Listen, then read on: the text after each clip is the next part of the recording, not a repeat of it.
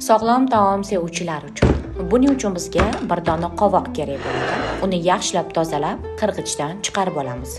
So'ng piyoz, tuz, paprika, zira, murch solib yaxshilab aralashtiramiz. Xamirimiz uchun bizga GX yog'i hamda tuz kerak bo'ladi. Uni issiqroq holatdagi suvga solib yaxshilab aralashtirib, javdar uni ustidan oz-ozdan solamiz. Hamda bir dona tuxumni ham javdar unimizni ustiga solib, yaxshilab mayin holatdagi yumshoq xamir bo'lguncha qoramiz.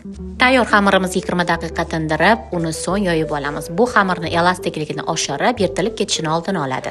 Va xamirlarimizni ko'rsatilgandek mana shunday yupqaroq shaklda kesib olamiz.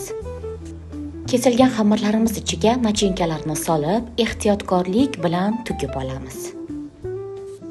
Siz uchun bu muhim eslatma: issiq suv, yog' hamda dam olishi bu xamirimizni elastiklik qiladi va yirtilmasligi uchun xizmat qiladi.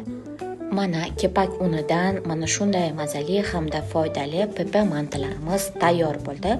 Oilangiz salomatligini biz bilan quring. Xayr, sog' salomat bo'ling.